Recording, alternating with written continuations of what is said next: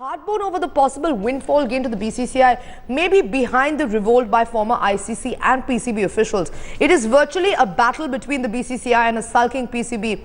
Two former PCB presidents, Tawqir Zia and Shahryar Khan, have now shown solidarity with Ehsan Mani in the battle against the Big Three supremacy. Now, according to the proposal put forth by the BCCI, the ECB and the CA, all three boards have demanded that they should be exempted from the proposed relegation system and tests. They have also demanded an autonomy in scheduling and have asked the apex body to be delinked from the future tour program. And Boria Majumdar is still with us. Boria, the proposal will benefit the Big Three financially, with the BCCI gaining the maximum share. But they've also demanded that the proposed Test Championship to be shelved and instead have demanded the reinstating of the Champions Trophy. See, that is not a bad part of the proposal. I mean, if you see, I think the Test Championship did not get enough financial traction with even the sponsors. And the television sponsors weren't backing the competition really. So that's not the most important part of the proposal.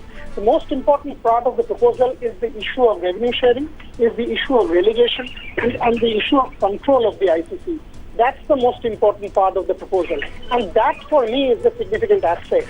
That basically what you are now saying is we will render the ICC board of directors and the president not so powerful, and basically these three boards take over. Because they are clearly saying that we will, like an executive council, have a veto. So if that is the case, then the power structure is totally changed. Now you see Pakistan opposing, you see South Africa opposing, you see voices from the West Indies opposing, you see credible voices from within Australia opposing. In fact, Ehsan Mani in that interview to Headlines Today said he's surprised at Cricket Australia supporting this proposal in the first place.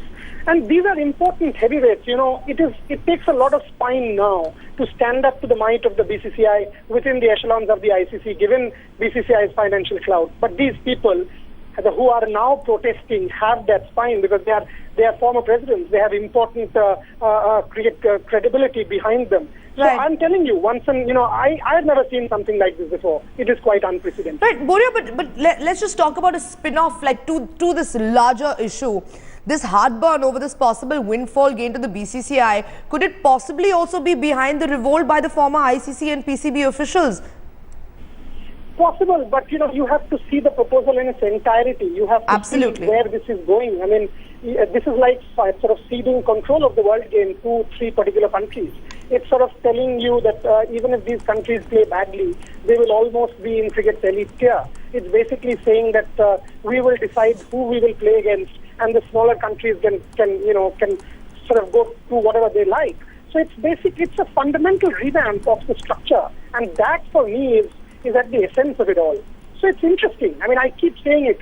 Will this stand ground? Will this revolt ultimately force the hand of the ICC? We will know 48 hours from now. But the fact is, the battle lines have been drawn.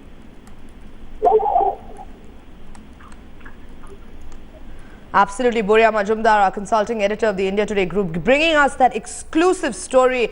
The ex-PCB boss taking on the BCCI, the big wigs of cricket, in fact, going after the Big Three. We had, in fact, spoken with Ehsan Mani just a while ago. Let's just listen in. ICC president, certainly my predecessors, whether it was Mr. Dalmia or it was Malcolm Gray, would have never ever stood for a situation where certain members of our board went off and did their own thing and then sort of produced a fait accompli. That was just not on. It's totally unacceptable. It's bad governance. In fact, it's terrible governance. And as you've seen in my paper, what I've said is that these three boards they've made a proposal. They've made a proposal under the name of the ICC Finance and Commercial Affairs Committee, without informing the president of the ICC that they were doing this. That, is just an unacceptable level of behavior and incredibly bad governance. But having done that, and that is now history, they should now step aside and let the members, without pressures from India or Australia or England or anyone else, let the members debate the issues, look at it and respond. But what we have instead is the BCCI saying that unless we get our way, we will not take part in ICC events. I can't think of a worse behavior